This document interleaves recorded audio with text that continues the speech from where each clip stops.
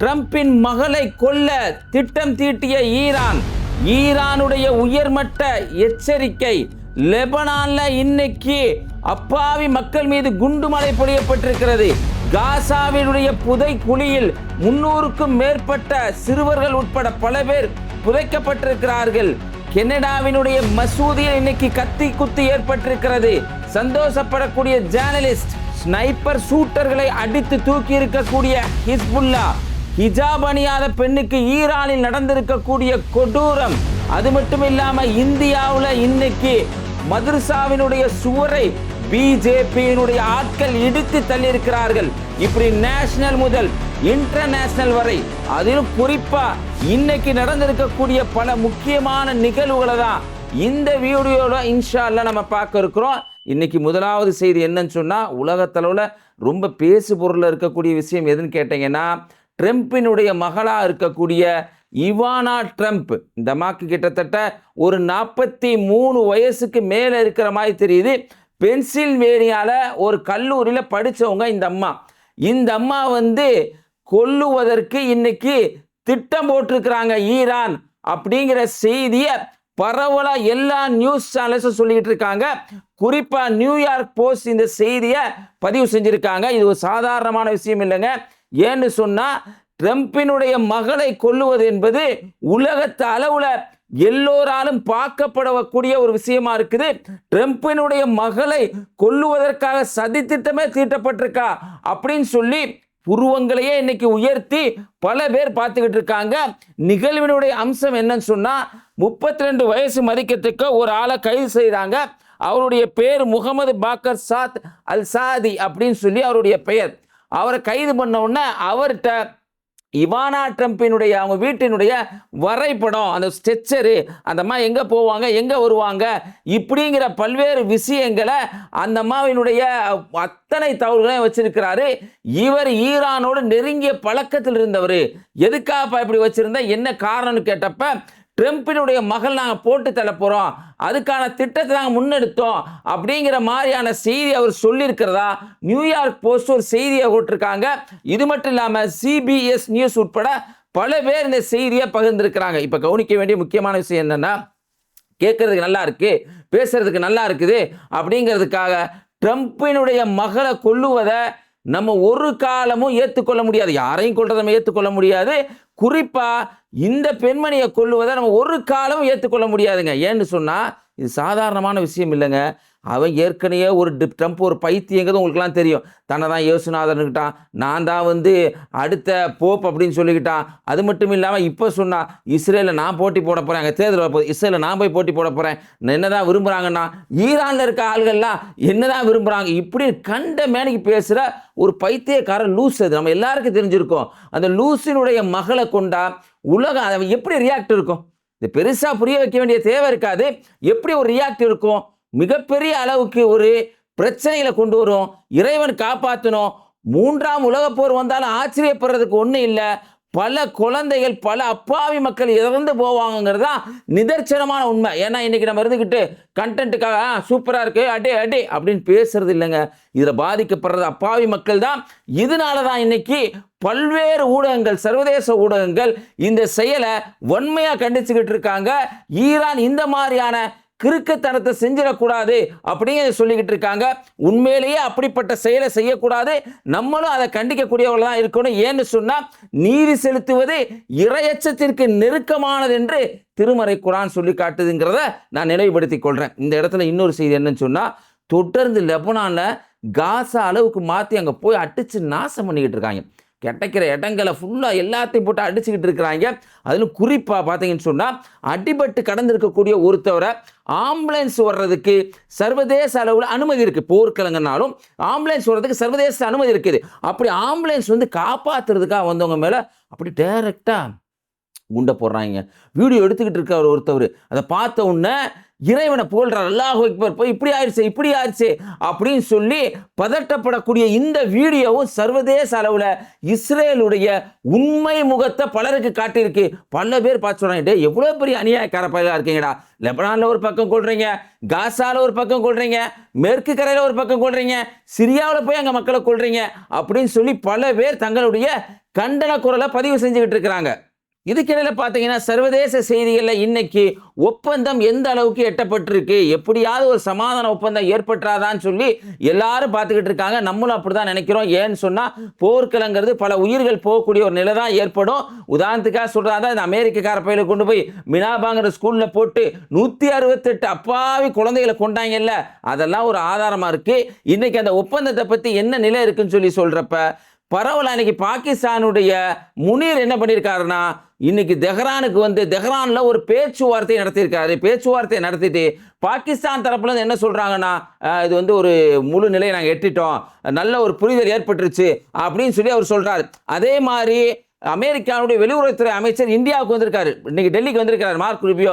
அவரு சொல்றாரு ஒரு முன்னேற்றமான நிலை ஏற்பட்டுருச்சு அப்படிங்கிற தகவல் சொல்றாரு. இதுக்கிடையில ஈரான் சொல்லியிருக்க பதில் தான் ரொம்ப ஒரு டிப்ளமேட்டிக்காகவும் இருக்குது. அதே சமயம் நம்மளே குழம்பி என்னப்பா இதெல்லாம் ஒரு பதிலா அப்படிங்கிற மாதிரி இருக்குது. ஒப்பந்தம் எந்த நிலையில் இருக்குது அப்படின்னு சொல்லி கேட்குறப்ப அவங்களுடைய ஒப்பந்தத்துடைய ஸ்போக் பேசனா இப்போ யாரை கொண்டு வந்திருக்காங்கன்னா, இஸ்மாயில் பக்காயை கொண்டு வந்திருக்காங்க. அவர் என்ன சொல்கிறான்னா, ஒப்பந்தம் தொலைவிலும் இருக்கு, அருகாமையில் இருக்கு அப்படிங்கிறாரு. என்னங்க ஏதாவது ஒன்று சொல்லுங்க, அருகாமையில் இருக்கா தொலைவில் இருக்கிறா அப்படின்னு சொல்லி பல பேர் கேட்டுக்கிட்டு இருக்காங்க. ஈரான் தன்னுடைய ஸ்டாண்டில் இருந்து கடைசி வரைக்கும் மாறல. என்ன சொல்றாங்கன்னா, இந்த தீர்வு நீடிச்சு நிலைச்சிருக்கணும், இந்த தீர்வு ஒரு குறுகிய காலத்துக்கு இந்த போர் நிறுத்தம் இருக்கக்கூடாது. அதே மாதிரி லெபனான் நாங்கள் ஆதரிக்கிறத, ஹிஸ்புல்லாவை ஆதரிக்கிறத ஒரு காலம் நாங்கள் விட மாட்டோம். எங்களுடைய முன்னுரிமை எங்களுடைய தாய்நாட்டுடைய பாதுகாப்பு இருக்குது, யுரேனியத்தை செறிவூட்டுறதையும் நாங்கள் நிறுத்த மாட்டோம் அப்படிங்கிறத ஈரான் கெத்தாவே சொல்லியிருக்காங்க. அப்படிங்கிறத இந்த இடத்துல நம்ம கவனிக்க வேண்டிய முக்கியமான செய்திகள் ஒன்றா இருக்குது. அதுக்கப்புறம் முக்கியமான செய்தி என்னன்னு சொன்னால், கனடாவில் ஒரு பள்ளி வாசலில் தொழுதுகிட்டு இருக்காங்க ஆளுங்க. தொழுதுகிட்டு இருக்க ஆள்கள் மேலே போய் ஒருத்தர் என்ன பண்ணுறான்னா, பெப்பர் ஸ்ப்ரே மாதிரி இருக்கு எடுத்து அப்படியே தலையில் காலு கையெல்லாம் ஃபுல்லாக அடிக்கிறான். ஒரு கட்டத்தில் தொழுகையை விட்டுட்டு அவங்க என்ன பண்ணுறாங்கன்னு சொன்னால் போய் அவனை மடக்கி பிடிச்சி அடிக்கிறாங்க. இந்த வீடியோ வைரலான வீடியோங்க. இந்த வீடியோவை பார்த்தோன்னா சில ஜேர்னலிஸ்ட்டுகள் சந்தோஷப்படுறாங்க, நல்லதாக போச்சு அப்படின்னு சந்தோஷப்படுறாங்க. என்னன்னா அவங்க சொல்கிற தகவல் உண்மையில் ஏற்றுக்கிற மாதிரியான தகவல் தான். அவங்க என்ன சொல்கிறாங்கன்னா, அவங்க கையில் துப்பாக்கி இல்லாமல் போச்சு அப்படின்னு சொல்லி சொல்கிறாங்க. சொல்லிட்டு அவங்க என்ன சொல்கிறாங்கன்னா, 2025 ஏப்ரல் 25 நடந்த ஒரு சம்பவத்தை மேற்கோள் காட்டுறாங்க. அதாவது பிரான்சில் இருக்கக்கூடிய லா கிராண்ட் கோம்பி அப்படின்னு ஒரு பகுதியில் என்ன நடக்குதுன்னா, அபுபக்கர்னு ஒருத்தவர் மாலி நாட்டை சேர்ந்தவர். அவர் பள்ளிவாசலில் வெள்ளிக்கிழமைக்கு வந்து ஒரு வாலண்டரியாக இருந்து பள்ளிவாசலை பெருக்கி அதை சுத்தம் பண்ணி அந்த வேலைகளில் ஈடுபடக்கூடிய ஒரு நபராக அவர் இருந்திருக்கிறார். அந்த சமயத்தில் ஆலிவர்னு ஒருத்தன் 21 வயசு மதிக்கத்தக்க ஆலிவர்னு ஒருத்தன் வர்றான். வந்து அவர்கிட்ட பேச்சுவார்த்தை கொடுத்து நீங்கள் எப்படி தொழுவீங்க என்ன ஏது அப்படிங்கிற மாதிரி கேட்டிருப்பான் போல. அதுக்கு அபுபக்கர் என்ன பண்ணுறேன்னா, பள்ளிவாசலுக்குள்ள அவரை கூட்டிகிட்டு போய் எப்படி தொழுகிறது செஞ்சு காட்டுற சமயத்தில் இந்த ஆலிவர்ங்கிற சைத்தான் என்ன பண்ணுறான்னா, வச்சிருக்க கத்தியில் சஜிதான்னு சொல்லுவாங்க, இப்படி முஸ்லீம்கள் அப்படி போகணும் சஜிதாவின் போது கத்திலே குத்துன்னு குத்துறான். அதை வீடியோவாக எடுத்து வெளியிட்டுட்டு இத்தாலிக்கு தப்பிச்சு ஓடிடுறான். இத்தாலியில் வச்சு அவனை கைது செய்யப்படுது. உலகத்தளவில் மிகப்பெரிய கண்டனத்தை ஏற்படுத்துது. குறிப்பாக வந்து பிரான்சில் இருக்கக்கூடிய பல மக்கள், எல்லா மக்களும் சேர்ந்து இஸ்லாமியர்களுக்கு எதிராக தொடுக்கப்பட்ட இதற்காக வேண்டி தங்களுடைய கண்டன குரங்களை எழுப்பினாங்க. அமைதி பேரணி நடத்தினாங்க. இந்த விஷயத்தை மேற்கோள் காட்டி தான் கனடாவில் நடந்திருக்கக்கூடிய இந்த விஷயத்தை ஜேர்னலிஸ்ட் எப்படி பார்க்குறாங்கன்னா, பரவாயில்ல சந்தோஷம், பெப்பரோட போச்சு, முஸ்லீம்கள் இந்த அளவுக்கு பாதிக்கப்படக்கூடாது அப்படிங்கிற செய்தியை சொல்லிக்கிட்டு இருக்காங்க. இதுக்கு மத்தியில் பார்த்தீங்கன்னு சொன்னால், லெபனானில் இருக்கக்கூடிய ஹிஸ்புல்லாக்கள் தொடர்ந்து இன்னைக்கு வீடியோக்களை கொடுத்துக்கிட்டே இருக்காங்க. இந்த வீடியோக்கள்லாம் இதுக்கு முன்னாடி எடுத்த வீடியோ தாங்க, இப்போ எடுத்த வீடியோ இல்லை. ஆனால் ஒன்று ஒன்றா அப்டேட் பண்ணிகிட்டு இருக்காங்க. அதில் பார்க்கக்கூடிய விஷயங்கள்லாம் ரொம்ப சந்தோஷமாக இருக்குது. அது என்னன்னு பார்த்தீங்கன்னா, இந்த ஸ்னைப்பர் ஷாட்னு வச்சுருக்காங்க. அப்படியே மாடியில் இருந்துக்கிட்டு மாடியிலிருந்து கீழே இருக்க ஆளுகள்லாம் சுடுவாங்க. ஆளுகளை யாருன்னா, ஒருவேளை போராளி குழுக்களை சுட்டாலோ, ஒரு வாதத்துக்காக சொல்கிறேன், சரின்னு கூட சொல்லிட்டு போயிடலாம். ஹமாஸை சுட்டாலோ ஒருவேளை சரின்னு சொல்லிட்டு போயிடலாம். இப்படி இவங்க சுட்ட ஆள்களில் 2 வயசுக்கு கீழே இருக்கக்கூடிய குழந்தைகள் 160 பேரை கொண்டிருக்காங்கன்னு சொல்லி பிபிசியினுடைய இங்கிலீஷ் நியூஸ் இன்னைக்கு அந்த தகவல் தந்திருக்கிறாங்க. அந்த ஸ்னைப்பர் ஷாட்டை FPV ட்ரோனை வச்சு இன்னைக்கு ஹிஸ்புல்லாக்கள் அட்டாக் பண்ணாங்க அப்படிங்கிற வீடியோ அவங்க தந்திருக்காங்க. அதே மாதிரி இன்னைக்கு அந்த லிட்டானி அப்படிங்கிற ஒரு ஆறுன்னு சொல்லுவாங்க, அது வந்து ஹிஸ்புல்லா இருக்கக்கூடிய அந்த லெபனானுடைய எல்லை பகுதியில் இருக்கு. அங்கே போய் இவங்க கொடியை நட்டு வச்சிருந்தாங்க. அந்த கொடியை நட்டு வச்சிருக்கக்கூடிய இடத்துல கரெக்டாக போய் அவங்களுடைய கொடியை, அதாவது ஏன்டா உன் கொடியை, ஏன்டா என் நாட்டில் வந்து உன் கொடியை நட்டு வைக்கிறதா அப்படின்னு சொல்லி ஒரு கொடிக்காக FPV ட்ரோனை அனுப்பி அதையும் அடித்து தகர்த்திருக்கிறாங்க. அதோடைய வீடியோக்களும் இன்னைக்கு சமூக வலைதளங்களில் ரொம்ப வைரலாக இருந்துகிட்டு இருக்கு. அதே மாதிரி சமூக வலைதளங்களில் இன்னொரு செய்தி ரொம்ப முக்கியமாக பேசப்பட்டுக்கிட்டு இருக்குங்க. யூரோமேட் அப்படிங்கிற ஒரு அமைப்பை ஏற்கனவே நம்ம காசா மக்களுடைய கண்ணீர் கதையை பேசுகிறப்ப அவங்கள பற்றியான செய்திகள்லாம் நம்ம சொல்லியிருந்தோம். இந்த யூரோமேட்டுக்காக வேண்டி ஃப்ரெண்ட்ஸ்லேருந்து ஒர்க் பண்ணுறதுக்காக ஒரு பெண்மணி வந்திருக்காங்க. அவங்களுடைய ஃபோட்டோ தான் இது, அவங்க பேசக்கூடிய வீடியோ தான். அவங்க காசாவில் கண்ட பல செய்திகளை அவங்க இப்போ சொல்கிறாங்க. அப்படி சொல்லும்போது ஒரு புதைகுழியில் நான் பார்த்தேன், அதாவது ஒரு குழியில் நான் பார்த்தேன், கிட்டத்தட்ட 300 பேரை இவங்க கொண்டு புதைச்சிருந்தாங்க. அதிலும் சின்ன சின்ன பசங்கள்லாம் இந்த ஜிப் டயர், அதாவது அந்த ஜிப்பை அவங்க ஃபோட்டோ எடுத்து போடுறாங்க. இந்த கையில் ஜிப் டயர்னு தனியாக ஒன்று வச்சுருக்காங்களாம். அந்த ஜிப் டயரை போட்டு அந்த குழந்தைகள்லாம் கொண்டு அந்த புதைக்குழியிலே இவங்க புதைச்சிருந்ததை நான் பார்த்தேன் அப்படின்னு சொல்லி அவங்க பேசியிருக்காங்க.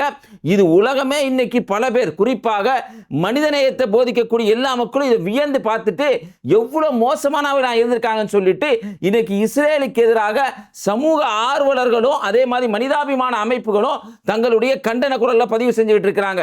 தொடர்ந்து பார்த்தீங்கன்னா மேற்கு கரையில் இன்னைக்கு என்ன பண்றாங்கன்னா, ஒரு சின்ன குழந்தைங்க, உலகத்துல இவ்வளவு ஒரு கேடுகட்ட மோசமான ஒரு ராணுவம் எங்கேயுமே இருந்திருக்காது. வீடியோ பாருங்க, ஒரு சின்ன பையனை அவன் கைதி மாதிரி அப்படியே பிடிச்சி இழுத்து 2 பேர் சேர்ந்து கூட்டு போறாங்க, இழுக்கிறாங்க. தாய் தப்ப வந்து கெஞ்சுறாங்க, விட மாட்டேங்கிறாங்க. குற்றவாளி மாதிரி, அதாவது ஒரு எப்படி என்ன வார்த்தை சொல்றதுனே தெரியல. அந்த பையன் பேகெல்லாம் கண்டு ஓடுது, அழுகிறான் அந்த பையன்.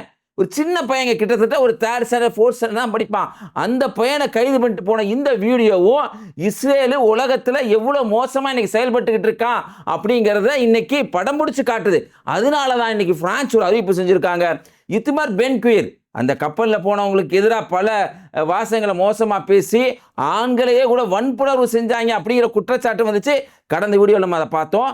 அந்த இத்மர் பென் குவீர்ங்கிறவன் கிட்டத்தட்ட காஞ்சிங்கிற ஒரு தீவிரவாத அமைப்புலேருந்து வந்து இஸ்ரேலுடைய பாதுகாப்புத்துறை அமைச்சராக இருக்கக்கூடிய இத்மர் பென் குவீருக்கு பிரான்ஸுக்கு வர்றதுக்கு இமானுவேல் மேக்ரான் இன்னைக்கு தடை போட்டிருக்காருங்கிற செய்தியும் பரவலாக பேசப்படக்கூடிய செய்திகளில் ஒன்றா இருக்குது. அடுத்து முக்கியமான செய்தி என்னன்னு சொன்னால், டெல்லியில் நடந்திருக்கக்கூடிய சம்பவம்.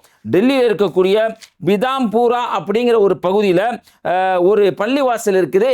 அந்த பள்ளிவாசலை ஒட்டியே ஒரு மதர்சா இருக்குதுங்க. அந்த மதர்சாவினுடைய சுவர் கட்டப்பட்டிருக்கு.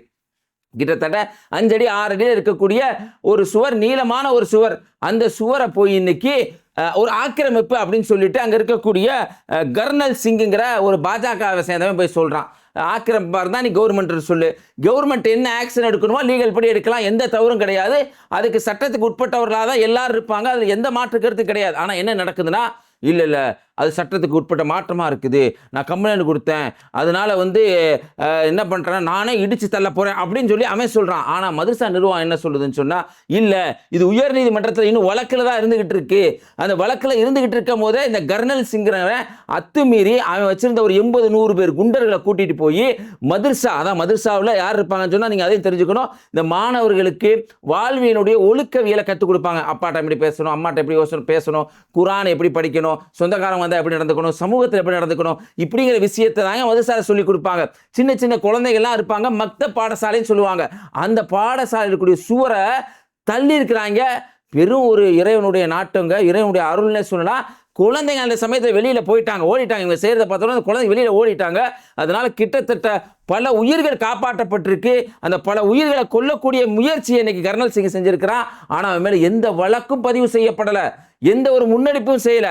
இதுக்கிடையில் பார்த்தீங்கன்னா பக்கத்தில் இருக்கக்கூடிய மசூதியில் இருக்கவங்க அவங்க மதரசாக்கு எங்களுக்கு சம்மந்தம் இல்லைன்னு சொல்லி அங்கே இருக்கக்கூடிய மசூதியில் இருக்க ஆளுகளே இன்னைக்கு முஸ்லீம்களுக்கு, அதாவது குறிப்பாக மதரசாவில் இருக்கக்கூடிய அந்த குழந்தைகளுக்கு அநீதி இழைக்கப்படும் போது கூட வாயை மூடிட்டு அந்த மசூதி ஆட்கள்லாம், நிர்வாக ஆட்கள்லாம் அமைதியாக இருந்திருக்காங்கிறத பரவலாக மக்கள் இன்னைக்கு கண்டிச்சுட்டு இருக்காங்கிற செய்தியும் இன்னைக்கு நேஷனல் செய்திகளில் மிக முக்கியமான செய்திகளில் ஒன்றா இருக்குது. தொடர்ந்து வீடியோக்களுடைய கடைசி பகுதியில் காசா மக்களுடைய கண்ணீர் கதையை நம்ம தொடர்ந்து அறிஞ்சிக்கிட்டு வர்றோம். 2 வருஷம் சிறைச்சாலையிலிருந்து தான் வாழ்நாளில் பட்ட கஷ்டங்களை விவரிக்கிற ஒரு நசீம் அப்படின்னு 34 வயசு தக்க ஒரு மனிதருடைய வாழ்க்கை. அவருடைய மனைவி ஹூருக் அப்படின்னு சொல்லி அவங்களுடைய மனைவி, முகம்மது 9 வயசில் அவருடைய குழந்தை, ஜைமா 7 வயசு, சமா 4 வயசு, சிபா 3 வயசு. கிட்டத்தட்ட அவருக்கு ஒரு 4 குழந்தைங்க. அக்டோபர் 12, 2023 அவருடைய வீட்டில் குண்டு போட்டவுடனே இனிமேல் நம்ம இங்கே வாழ முடியாது, நம்ம என்ன பண்ணிடலான்னா அந்த கேம்ப்பு மாதிரி இருக்கும், UNRAW நடத்துகிற ஒரு கேம்ப், ஐநா நடத்துகிற அந்த கேம்பில் போய் நம்ம தங்கிடலாம் அப்படின்னு சொல்லிட்டு அந்த கேம்புக்கு போனார். போனால் கிட்டத்தட்ட 2023 டிசம்பர் 6 அந்த கேம்பை சுற்றி வளைச்சி அங்கே வச்சு தான் குடும்பத்தையும் அவரையும் பிரித்து அவரை அந்த இடத்துல வச்சு கைது செய்கிறாங்க. கைது செய்யணுன்னா ஏற்கனவே இந்த ஜிப் டயர்னு சொல்கிறாங்க இஸ்ரேலில். இந்த ஜிப் டயரை வச்சு தான் கேட்குறதுக்கு ஒரு மாயா இருக்குன்னு நினைக்காதீங்க, மக்கள் எல்லாம் தெரிஞ்சுக்கணும். அந்த ஜிப் டயரை வச்சு தான் பெண்களுடைய அந்த பிறப்பு உறுப்பில் மாட்டி இழுத்த செய்திகள்லாம் மேற்கில் நடந்திருக்குங்க. இவ்வளோ மோசமானவங்களாக இருப்பாங்கன்னு பாருங்கள். இந்த ஜிப் டயரை வச்சு இவருடைய கையில் கட்டி அவர் என்ன பண்ணுறாங்கன்னு சொன்னால் அஹ்லன் சஹலன் அப்படின்னு, அதாவது அவங்கள வரவேற்கிற மாதிரி, வாடா உன்னை நான் எப்படி செய்ய போகிறேன் அப்படிங்கிறதுக்காக அரபியை தெரிஞ்சுக்கிட்டு அப்படி பேசுவாங்களாம். பேசி அவரை வண்டியில் ஏற்றி சொல்கிறார், அவர் எங்களை கையில் கட்டிட்டான், கண்ணை கட்டிட்டான், ட்ரெஸ் எல்லாம் எல்லாத்தையும் கழட்டிட்டான், என் பிள்ளைய முன்னாடி நான் அந்த இன்னர் வேரோடு மட்டும்தான் இருக்கிறேன்.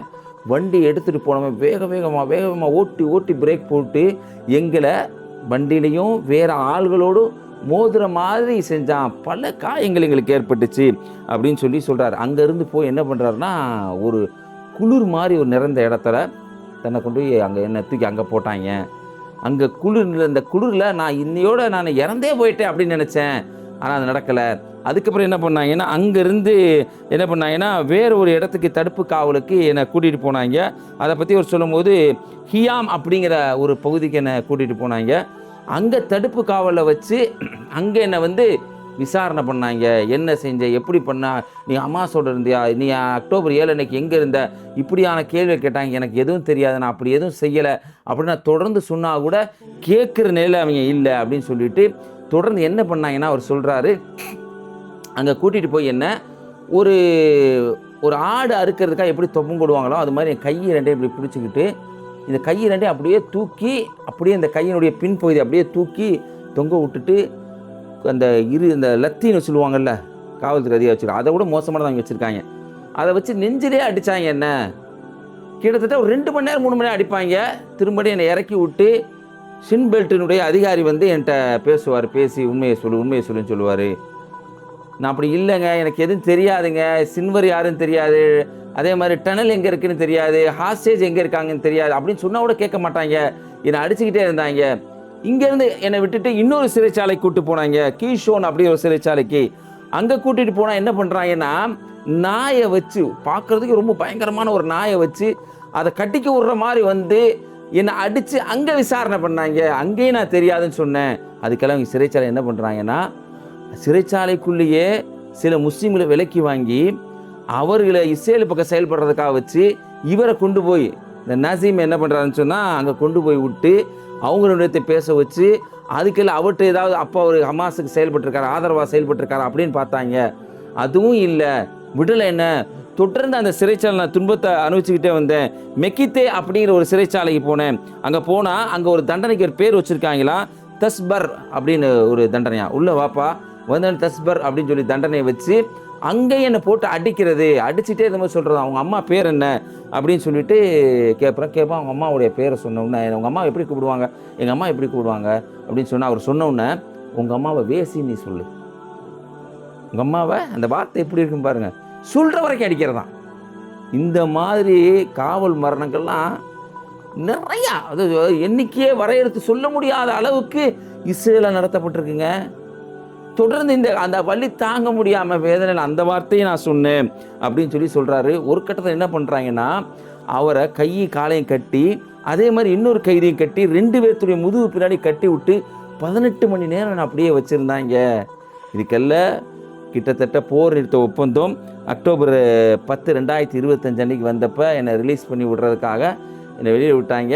நான் அந்த வண்டியில் வந்தேன். வர்றதுக்கு முன்னாடி கூட, ரிலீஸ் பண்ணுறதுக்கு முன்னாடி கூட ஒவ்வொரு நாளும் அடிப்பாங்க. ஹமாஸ் தோற்றுவிக்கப்பட்ட அந்த நாளில் என்ன அடிப்பாங்க. அதே மாதிரி அக்டோபர் 2023 7 தான் தாக்குதல் நடத்தப்பட்டது. அதே மாதிரி 2024 அக்டோபர் 7ஆம் தேதி அதை நினைவு வச்சு அடித்தாங்க. இப்படி ஒவ்வொரு முறையும் அடிச்சுக்கிட்டே இருந்தாங்க. எங்களை விடுவிக்கும் போது கூட அடிச்சுக்கிட்டே இருந்தாங்க. அப்படி அடிக்கும்போது எல்லாம் முடிஞ்சு நான் பஸ்ஸில் ஏறி வர்றப்ப என் தம்பியை பார்த்தேன்னு எனக்கு ரொம்ப சந்தோஷமாக இருந்துச்சு. ஜவ்வாத்துன்னு என்னுடைய தம்பியை பார்த்தேன். நான் கேட்டேன், எங்கே மனைவி, எங்கே என் பிள்ளையெல்லாம் எங்கே? அவர் சொல்கிறார், எல்லாம் இருக்காங்க, எல்லாம் மருத்துவமனையில் இருக்காங்க, உனக்காக வெயிட் பண்ணிகிட்டு இருக்காங்க அப்படின்னு சொல்லிக்கிட்டே இருந்தார். அவர் கூட்டத்தில் அவர் மறைஞ்சிட்டார். அதுக்கெல்லாம் அந்த பஸ்ஸுக்குள்ளே ஃபோன் கொடுக்கப்பட்டுச்சு. எனக்கு பேசணுன்னு ரொம்ப ஆசை. அப்போ அந்த நம்மலாம் அந்த குழந்தைகளை விட்டுட்டு வெளியூர் போயிட்டு வந்தால் நம்ம குழந்தைகளை பார்க்கணும் ஆவலோடு ஓடியாருவோமா இல்லையா? அந்த குழந்தைகளுக்கு ஏதாவது கிஃப்ட் வாங்கிட்டு வருவோம், சாக்லேட் வாங்கிட்டு வருவோம், அந்த பாசத்தோடு வருவோமா இல்லையா? அது மாதிரி இவருக்கு ரொம்ப ஆசையில் ஃபோனை வாங்கி தன் மனைவிக்கு ஃபோன் அடிக்கிறார். மனைவிக்கு ஃபோன் அடித்தா மனைவிக்கு ரிங்கு போகுது, எடுக்கலை. மனைவி எடுக்கலைன்னொன்னே தன்னுடைய தங்கைக்கோ அல்லது அக்காவுக்கோ ஃபோன் பண்ணி கேட்குறாரு, என்னாச்சு என் மனைவி ஃபோன் எடுக்கலையே, ஊருக்கு ஃபோன் எடுக்கலையே என்ன அப்படின்னு சொல்லி கேட்குறாரு. கேட்டால் இல்லை பெய்த் லஹியான்னு சொல்லுவாங்க. பெய்த் லஹியான்னு சொல்லி காசாவோட வடக்கு பகுதியில் குண்டு போடப்பட்டப்போ உன் குழந்தைய முகமது 9 வயசு, ஜைமா 7, சிபா 3, இந்த 3 குழந்தைங்க இறந்துட்டாங்கன்னு சொன்னோம்னா கதறி துட்டிக்கிறாரு. நான் சிறைச்சாலையும் எவ்வளோ கஷ்டப்பட்டேன், இங்கே வந்து கஷ்டமா, என் பிள்ளையெல்லாம் போயிட்டாங்களே அப்படின்னு சொல்லி நான் மயக்கம் போட்டு அந்த வண்டியிலே விழுந்தேன். பக்கத்தில் ஆக்கலாம் எழுப்பி எனக்கு தண்ணியை கொடுத்து என்னை உட்கார வச்சாங்க. என்னை ரிலீஸ் பண்ணதுக்கப்புறம் என்னை ஒரு சேரில் உட்கார வச்சு என் பிள்ளை 4 வயசு பிள்ளைய மட்டும் இருந்துச்சு. அந்த பிள்ளைய கூப்பிட்டு வந்தாங்க. கூப்பிட்டு வர்றப்ப அந்த குழந்தை மூஞ்சி எல்லாம் காயம். என் குழந்தை நான் அப்படியே கட்டி பிடிச்சிக்கிட்டேன். அம்மா எங்கம்மா அப்படின்னு கேட்குறப்ப அப்போ தான் சொல்கிறாங்க, என் மனைவி ஊருக்கையும் கொண்டுட்டாங்க, என் மனைவியுடைய தாய் என்னுடைய மாமியாரையும் கொண்டுட்டாங்க, என் சின்ன மாமியார் அவரையும் கொண்டுட்டாங்கன்னு நான் இன்னும் தேம்பி அழுதேன். பக்கத்தில் அக்காட்ட கேட்குறாரு, பாப்பா எங்க அப்படின்னு. பாப்பாவையும் கொண்டுட்டாங்கப்பா அப்படின்னோடனே இன்னும் எனக்கு மனசு வேதனையாக இருந்துச்சு. யாருமே என்னை சுற்றி இல்லையா அப்படின்னு சொல்லி ரொம்ப கஷ்டப்படுறாரு. அம்மா எங்கன்னு கேட்குறாரு. என் அம்மா எங்கே அப்படின்னுட்டேன். அம்மா துனிசியாவில் ட்ரீட்மெண்ட்டுக்காக போயிருக்காங்க, குண்டு போடப்பட்டு பாதிக்கப்பட்டிருக்காங்கன்னு சொன்னோடனே அவங்க அம்மா உயிரோடு இருக்காங்கன்னு சொன்னோன்னு ஒரு வார்த்தை சொல்கிறாரு. உண்மையிலேயே அந்த சம்பவத்தை படிக்கிறப்ப என்னால் முடியலை. அல்ஹம்துலில்லாஹ், அல்லாஹ்வுக்கே எல்லா புகழும். ஒரு வார்த்தை அதை சொல்லிட்டு தான் பிள்ளையோட வாழ்க்கையை கழிக்கிற சம்பவத்தை தொடர்ந்து இந்த விஷயத்தை சொல்கிறார். பெத்சலாம்ங்கிற ஒரு அமைப்பு இந்த செய்தியை பதிவு செய்கிறாங்க. யூதர்கள் நடத்தக்கூடிய ஒரு அமைப்பு, ஏற்கனவே நம்ம சொல்லியிருக்கோம். அவர் சொல்கிறார், ஒரு நாள் என்னுடைய குழந்தை சமா ஓடி வந்து சிபா, ஜைமா, முகம்மது அவங்கெல்லாம் எங்கே, என் அம்மா எங்கே அப்படின்னு கேட்டுச்சு. எனக்கு என்ன சொல்கிறதுனே தெரியலை. இப்போ நான் சொன்னேன், அவங்களாம் சொர்க்கத்துக்கு போயிருப்பாங்கம்மா, இன்ஷா அல்லாஹ் இறைவனாடி சொர்க்கத்துக்கு போயிருப்பாங்கன்னு சொன்னோன்னே அந்த குழந்தை சொல்லிச்சான், சமாங்கிற குழந்தை 4 வயசு குழந்தை, அப்போ வாங்க நம்மளும் அந்த சொர்க்கத்துக்கு போவோம் அப்படின்னு சொல்லி அந்த குழந்தை சொல்லிச்சான். நான் எனக்கு என்ன சொல்கிறேனே தெரியல. என்னுடைய இரவு நேர வாழ்க்கை எப்படி இருக்குன்னா, இறந்து போன என்னுடைய மனைவியுடைய ஃபோட்டோ, என்னுடைய பிள்ளைகளுடைய ஃபோட்டோ, இதை பார்த்து நான் தேம்பி அழுகிறேன். இருந்தாலும் எனக்கு ஒரே மக இப்போ சமாகிற இந்த குழந்தை இருக்குது, அந்த குழந்தை பாதிக்கப்பட்ட நிலையில் இருக்குது, அதுக்காக என்னுடைய வாழ்க்கையை கடத்திக்கிட்டு இருக்கேன் அப்படின்னு சொல்லி தன்னுடைய வாழ்க்கையில் நடந்த துயர சம்பவத்தை அவர் சொல்கிறாரு. உண்மையிலேயே நசீமுக்கு அவருடைய மனைவியை மறுமை நாளில் இறைவன் கொடுப்பான் என கேட்பையும் எதிர்பார்ப்பையும் கிடைக்கும். அந்த திருமறையில் இறைவன் சொல்லுகிறான். தான் குழந்தை மேல் அன்பு வச்சிருந்த முகம்மது அந்த குழந்தையை மறுமை நாள் அவரோடு சேர்த்து வைக்கிற ஒரு பாக்கியத்தை இறைவன் கொடுப்பான் அப்படிங்கிறத நம்ம ஒரு பிரார்த்தனையாக செய்யணுங்க இன்ஷா அல்லாஹ். இது மாதிரி எண்ணற்ற பாலஸ்தீன மக்களுடைய கண்ணீர் கதைகள் இருக்குது.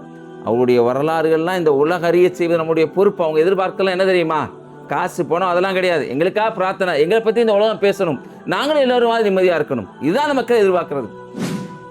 இந்த வீடியோ பற்றி மறவாமல் கமெண்ட்டில் உங்களுடைய கருத்தை பதிவு செய்யுங்க. தொடர்ந்து இணைந்திருப்போம். அஸ்ஸலாமு அலைக்கும்.